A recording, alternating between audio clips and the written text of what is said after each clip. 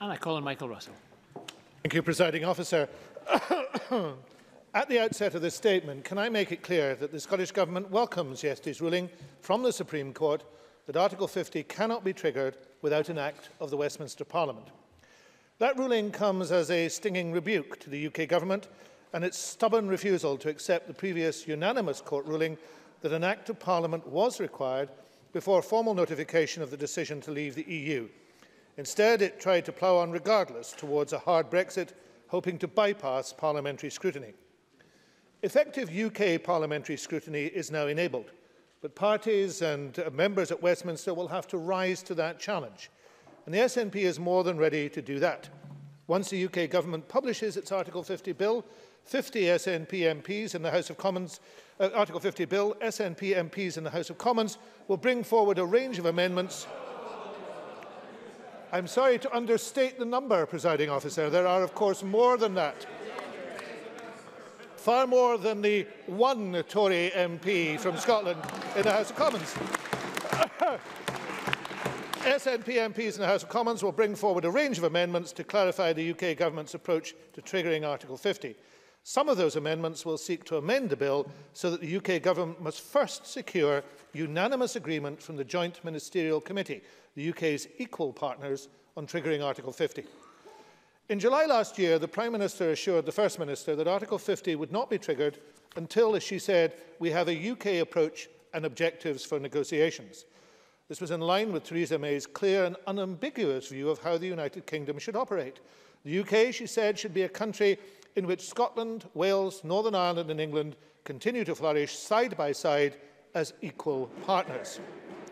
Of course, that is a sentiment expressed by all the Better Together partners during the 2014 referendum. So, taking the Prime Minister at her word, and I'm sure this will be welcomed with equal cheers by the Tory benches, when it's brought forward, we will seek to enforce that via the Westminster Bill. Presiding Officer, of course, there was another aspect to the judgment, an aspect which has made one thing crystal clear, because this whole process and the determination of the UK Government to pursue a disastrous hard Brexit is revealing much about the way power is exercised in the United Kingdom and who exercises that power. Yesterday, the Supreme Court considered the arguments put forward in interventions from the Lord Advocate and the Welsh Counsel General on the devolution implications of triggering Article 50. We're obviously disappointed with the Supreme Court's ruling about the legal enforceability of the Sewell Convention. But let's be clear about what the judgment actually said. Notifying the intention to leave the EU will have significant consequences for devolved matters and the powers of the Scottish Parliament and Scottish ministers, and the Court explicitly accepted that. In so doing, it is obvious that the Sewell Convention is triggered by a UK bill authorising the Article 50 notice. What the Court has ruled is that the operation of the Convention is a political, not a legal matter, and therefore outside the Court's remit. This is, of course, a position urged on the Court by the UK Government, which also resisted any and all efforts to give real teeth to the Scotland Act provisions on the Sewell Convention. The UK Government has at least been consistent in its position. Under no circumstances, it has said, should its action be questioned by judicial authority. Now, the Tories may wish to reflect on the wisdom of gloating on this point. Rather than a defeat for the Scottish Government, yesterday's ruling exposed the inadequacy of the Smith Commission process. And for those who believed that writing Sewell into law would represent a new status for the Scottish Parliament, it is in actual fact a defeat for the Tory architects of the Scotland Bill 2016, architects including the Tory constitutional spokesman. But it is a wider defeat. As one community commentator has noted, yesterday's ruling on the right is a disappointment on the rights of Holyrood. There was an opportunity, said Kenny Farquharson of the Times, and I'm sure he'll be surprised I'm quoting him, to recognise the new reality of a changed UK. This is, he tweeted, a depressing moment for those of us who have consistently backed Home Rule for Scotland within a reformed UK. Yesterday's ruling demonstrates how empty were the assurances of being a partnership of equals, and that the Scotland Act would represent a new UK settlement.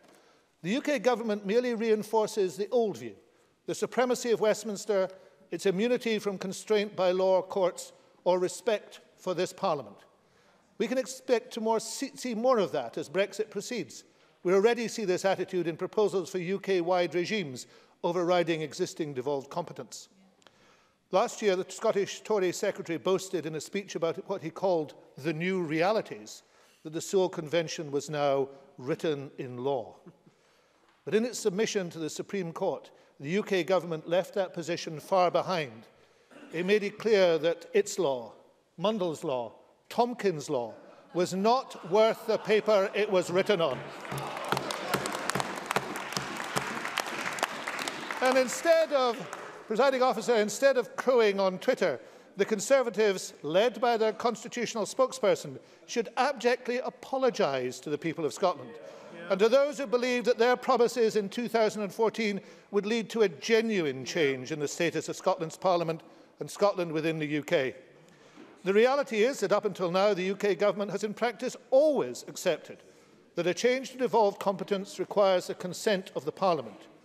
The UK government's own guidance and the Parliament's standing orders are clear that the Sewell Convention applies where a bill, and I quote, contains provisions applying to Scotland and which are for devolved purposes or which alter the legislative competence of the Parliament or the executive competence of the Scottish ministers. Attempts to argue the opposite would overturn, indeed they are now in danger of overturning, nearly 20 years of accepted practice under different political administrations, both north and south of the border. They fatally undermine the protections, perhaps on Burns Day I should say the boasted advantages, given to the Scottish Parliament and this government in the devolution settlement. It is clear that the Sewell Convention will be engaged by a bill that changes the law on devolved matters or the competence of the devolved institutions. Therefore, once the UK government bill is published and in line with the Parliament's standing orders, the Scottish Government will publish a memorandum setting out the implications for devolved matters and the powers of the Parliament and Scottish ministers. And as things stand, in that memorandum, we will be unable to recommend that the Parliament gives its consent to a bill giving the UK Government the power to trigger Article 50. We will also use the meeting of the Joint Ministerial Committee next week to continue to press for the sensible compromise outcomes set out in the paper we published in December. However, it is becoming clearer by the day that Scotland's voice is simply not being heard or listened to within the UK. The claims about Scotland being an equal partner are being exposed as empty, diversionary rhetoric by the actual facts. Last week, the Prime Minister unilaterally announced, without any notification or negotiation, that she intended to take the UK not just out of the EU, but out of the single market and indeed out of the customs union. That announcement preempted a meeting of the Joint Ministerial Committee where the possibility of the whole of the UK remaining in the single market was due to be discussed as one of the options in the Scottish Government's Europe paper. Indeed, the Prime Minister also made her announcement before one of the UK's negotiating partners, the Welsh Government, had even published its proposals for the way forward. How can a unified UK approach be agreed when the Prime Minister doesn't even bother to wait to hear the position of one of the constituent parts of the UK before pronouncing? And now the very foundations of the devolution settlement that are supposed to protect our interests, such as the statutory embedding of the Sewell Convention, are being shown to be worthless. Presiding Officer, the Scottish Government has done all it can to seek compromise and reach accommodation with the UK Government on the terms. They are still not listening, Presiding Officer. The Scottish Government has done all it can to seek compromise and reach accommodation with the UK Government on the terms of the UK leaving the EU. We have recognised that there is a mandate for England and Wales to leave the EU, but no such mandate in Scotland. We were the first administration anywhere in the UK to produce detailed and pragmatic proposals on how to respond to the challenge of Brexit. It is for the UK government to show similar pragmatism. It is time for them to compromise. It is time for them to listen and to respect the views of others. It is becoming increasingly clear that the UK government's approach to Brexit is not just about the question of EU membership. It's about the kind of country we want to live in. Do we want to have our future direction determined by an increasingly right-wing, reckless, hard Brexit Tory party, determined to turn its back on Europe despite the threat to jobs, prosperity, rights and freedoms? Or is it better to take the future into our own hands? Is it better that we determine the kind of Scotland, the kind of Europe and the kind of world we want to live in? Those are the questions that all of us should start asking ourselves today. The actions of the UK government are making that the key question of this whole process. They are closing down the options for Scotland instead of working with us to find the right way forward for everyone. Hear, hear.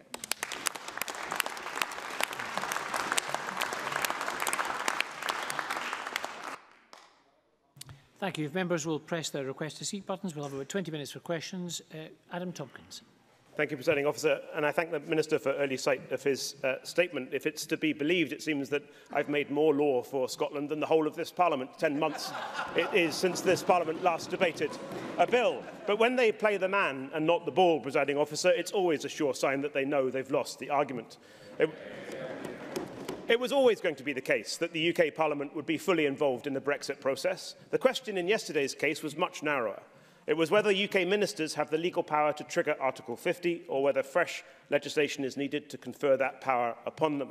This is a complex question of law which split the 11 justices of the Supreme Court. Where the court was unanimous, of course, was in throwing out the entirety of the Scottish Government's argument that this Parliament has a legal right to be consulted on a matter which is plainly reserved to Westminster. It is the United Kingdom, not Scotland, that is the member state of the European Union. And it is the United Kingdom as a whole, not its nations severally, that has taken the decision by referendum to withdraw from the European Union. These matters are not devolved, and nothing in the vow, or in the Smith Commission, or in the Scotland Act, any of them, has ever suggested that they should be. The Sewell Convention, to which the Minister referred, provides that the Westminster Parliament will not normally legislate on devolved matters without our consent. That convention can surely have no application to a bill that does nothing more than to confer on UK ministers the legal power to give effect to June's referendum result by triggering Article 50, for the simple and I should have thought really rather obvious reason that the UK's membership of the EU is not and never has been devolved to this Parliament. The SNP have spent the last 7 months, Presiding Officer, trying and failing to stoke grievance about Brexit. Now it seems their ambition is reduced to stoking new grievance about the Sewell Convention. Last week, the Prime Minister explained how she wants the freest possible trade with the European Union, how she wants the greatest possible access to the European single market. Instead of complaining about a court judgment that's gone against them, when will the Scottish Government get on board and help make Brexit a success for all of us? Minister. Presiding Officer, it's regrettable that the Tory constitutional spokesperson does not address the issues raised either in the statement or the judgment. Let me address them. Let me address them yet again. I'm sure Professor Tompkins is perfectly capable of making bad law. He doesn't understand, however, how bad the law is that he made, because he was a key Tory advisor in these matters, a key Tory advisor on the issue of the Scotland Bill. He was involved in the Smith Commission process, and the commitment was clearly given. I know the Tory members don't like the reality of what is happening in Scotland, but they will have to face the reality. Their policy is a policy as dictated by Westminster. It's not a policy made in Scotland for their constituents. And they are letting down their constituents with every shout that they give in this chamber. Now, the Smith Commission made an agreement, and it made it clear in the heads of agreement, the Sewell Convention will be put on a statutory footing. And clearly the circumstances that we are now in is that the Smith Commission proposal there is not worth the paper it is printed on. Because the reality of the situation is not just that it's not effective, but the UK government itself argued against it happening in the court case. Now, actually, there is no doubt. This is a matter, in the end of the day, for the presiding officer and for the Parliament. But the standing orders of the Parliament are clear. That the Sewell Convention applies where a bill contains provisions applying to Scotland which are for devolved purposes or which alter the legislative competence of the Parliament or the executive competence of the Scottish ministers. The judgment yesterday at paragraph 130 confirms that the legislative competence of the Parliament will be altered. In those circumstances, it is clearly, it is an odd way to argue a legal case to shout from the sidelines. Very strange indeed. And that is what we're hearing from Professor Tompkins. Facts, if I may say this, are chills that want a ding. There's the fact. There's the fact. And I would, even at this very late day, I would hope that the Tories might get on board with Scotland rather than try to stay on board with Theresa May. Lewis MacDonald. Thank you very much, and I'm grateful to Mr Russell for an advance sight of his statement. His peroration was rightly to decry a reckless government committed to turning its backs on our neighbours, despite, as he put it, the threats to jobs, prosperity, rights and freedoms. He will know that the people of Scotland have voted against abandoning our neighbours precisely because we understand the threats that come from isolation and from isolationism and from turning our backs on our closest friends and trading partners. The Scottish people do not want to turn our backs on Europe, and we do not want to turn our backs on the rest of the UK. So when Mr Russell talks... I'm sorry, SNP members don't find this a serious point, but a serious point it certainly is. When Mr Russell talks of closing down options, is he abandoning his government's commitment to working together across parties and across the UK, in spite of the recklessness of the Tory party? Will he not reject isolationism in all its forms? In the spirit of joint working we saw in Wales and indeed in this Parliament last week, and recognising the clear need for change, will Scottish ministers now support Scottish Labour's calls for a constitutional convention across the UK and put the national interest and the public interest ahead of party interests? Minister. Presiding Officer, can I, for the record, reject isolationism in its entirety? That's not what we're having the discussion about. But I have to say, as positively as I can to Lewis MacDonald, because I want to work with the Labour Party on this. Can I say to him, you know, in the words of those slogans that used to be shouted out on marches, what do you want and when do you want it? Because the reality of the situation is you can't sit forever saying, well, we want everything out of this situation and we're not prepared to make a decision. And that's where, unfortunately, the Labour Party find themselves. Now, I do not wish to see any barriers in trade within these islands. I stand with the person who said this: we want to buy your goods and services, sell you ours, trade with you as freely as possible. I stand on this rare occasion with Theresa May, because that is what would happen in independence. It will what's happen if we remain in the single market. All our proposals are predicated on working with both and trading with both. And I'm sure that Lewis MacDonald has read in great detail several times our proposals in our paper, and that is precisely what it says. So if the Labour Party will work with us to achieve that, the best solution, then I'll be happy to work with them. But unfortunately, the Labour Party, and I know it hates this, will have to make a decision. It will have to decide whether it really wants to see Scotland as part of both the customs union and the single market, and working freely and trading freely with the 27 and the UK, and part of the UK single market. I have to say it's entirely acceptable. Our paper says that. So trying to make a difference between us in this matter is wrong and is untrue. Please work with us and support us to get our paper implemented rather than splitting on it. If we have slightly tighter questions and tighter answers, Joan McAlpine to be followed by Jackson Carlo.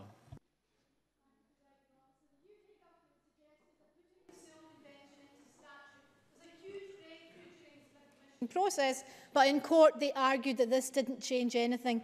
Does the Minister agree with me that this means the UK Government's claim that the 2016 Scotland Act made Holyrood the most powerful devolved parliament in the world was a deception? Minister. In the cause of brief answers, absolutely. Jackson Carlo. Is it not manifestly opportunist, having demanded week after week for months on end that the Prime Minister make her intentions clear in the single market, to then protest when she does exactly that this is a disgrace on the facile basis that every last person in the UK would get to express their view?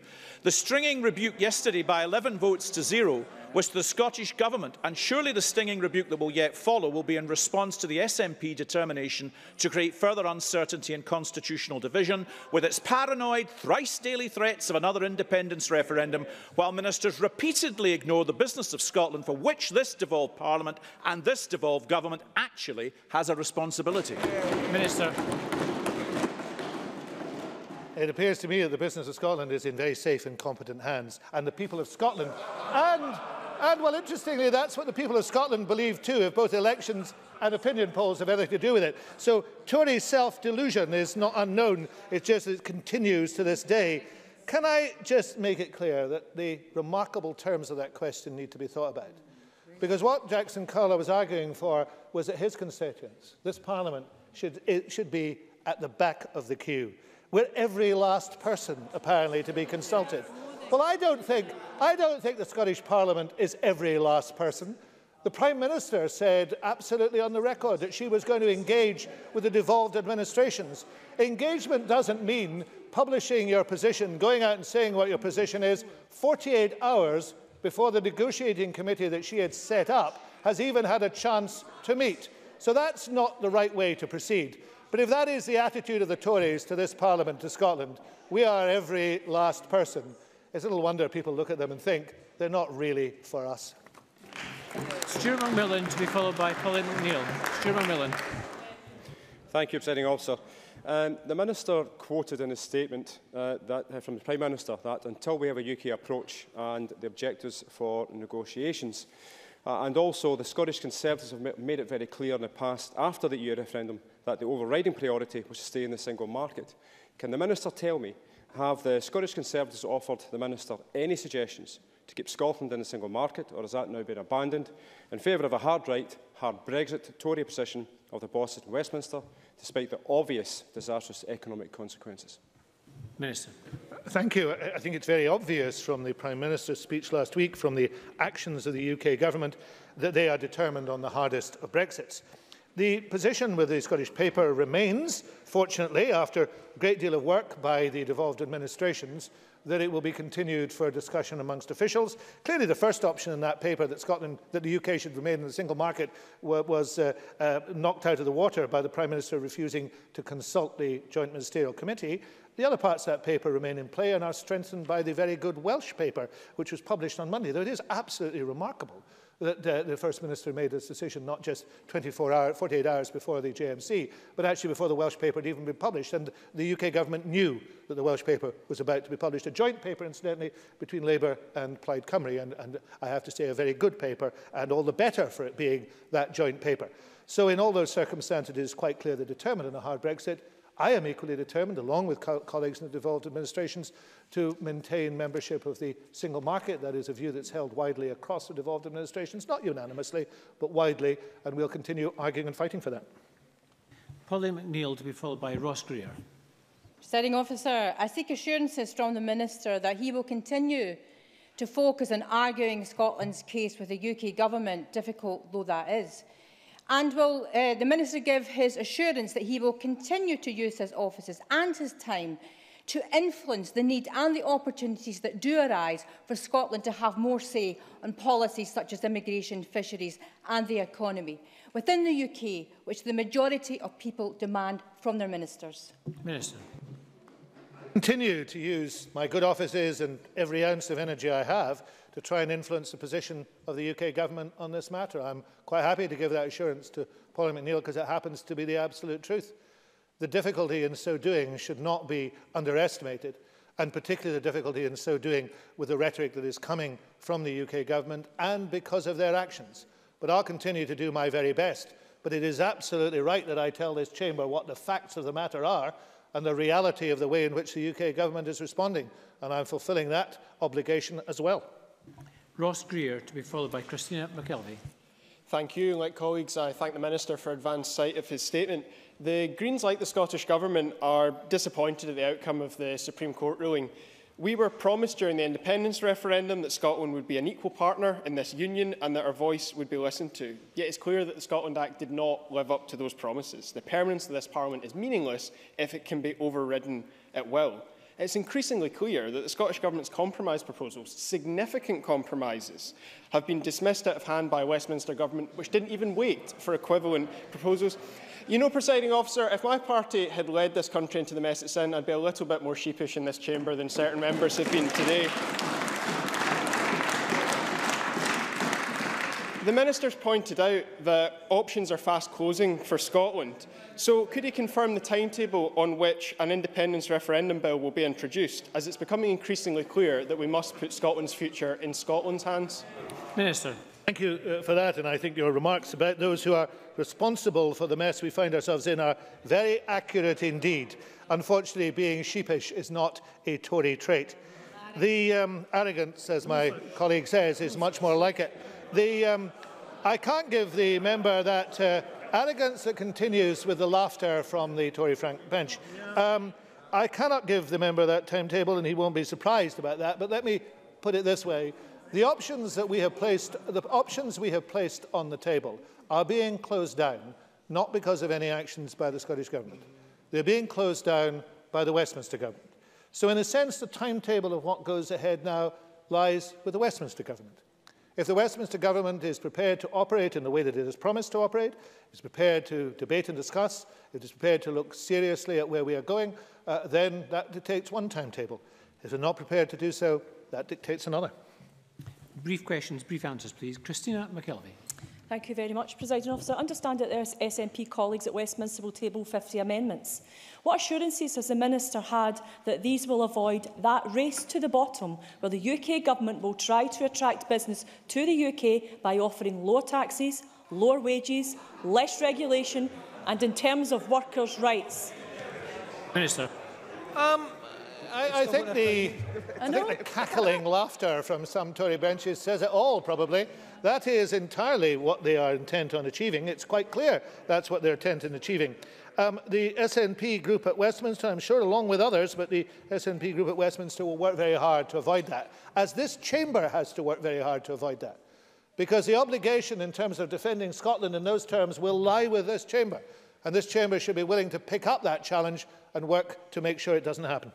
Willie Rennie to be followed by Dean Lockhart. Can I thank the Minister for an advance copy of his statement? And if I can gently suggest that isn't the Minister missing the opportunity from yesterday's judgment?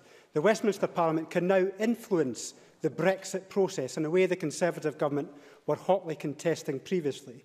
It means we can build that case for a Brexit deal referendum, so the British people can reject the Brexit deal comprised by the Conservatives if it is damaging to our country.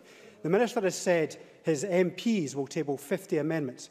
Can I ask him whether he will support a Liberal Democrat amendment for a Brexit deal referendum? Minister.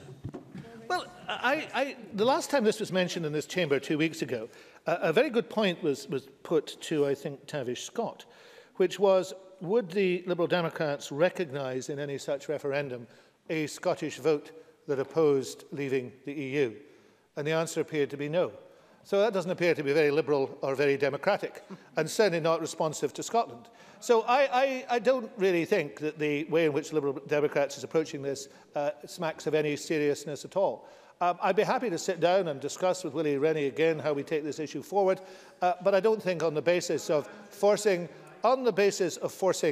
this issue, which will not win the support of the House of Commons as far as we can see, if that is not likely to win any support apart from the Liberal Democrats, it would be quite important to try and go with the flow and to find the effective actions rather than the ineffective actions.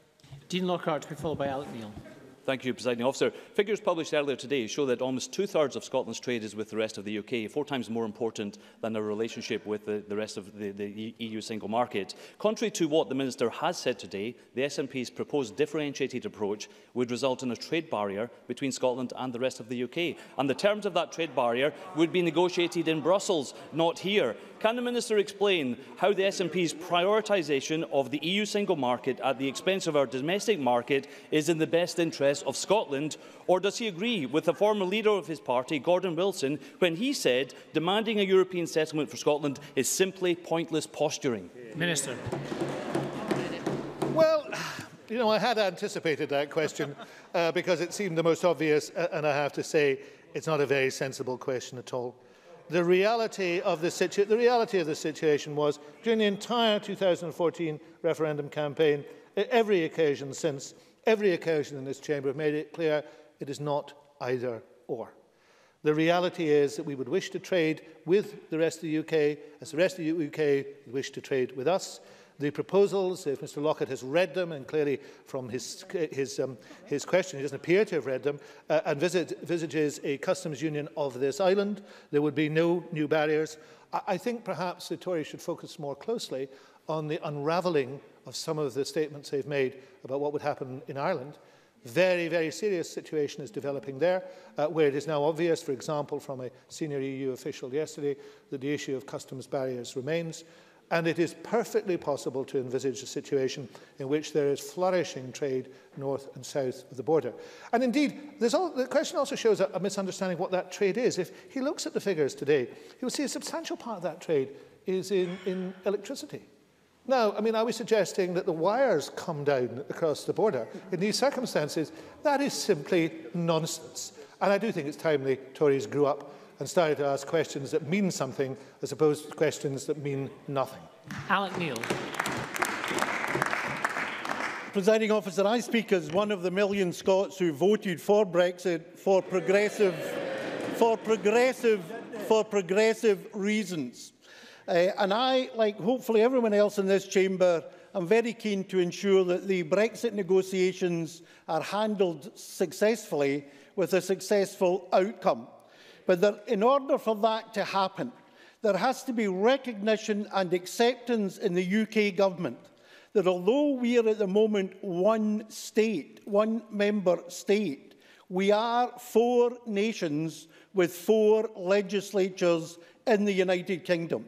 And therefore the UK government, if it wants a successful outcome in terms of the acceptability of the deal to the whole of the United Kingdom, then it will have to take cognizance of the views of Scotland, Wales, Northern Ireland, as well as England. So can I ask the Minister, has the time not come? Because the important point now is, where do we go from here? Has the time not come for the Scottish Government, along with the Welsh Government and with whoever's representing Northern Ireland, to demand of the UK Government that all 4 nations and their legislatures should have an inside track in these negotiations? Because unlike what Mr Tompkins said, many of the subjects, many of the subjects under discussion, that, like agriculture and fishing and many other subjects, are as devolved as they are partially reserved. There is therefore a deep vested interest for every nation to be represented in the inside track in these negotiations. Minister.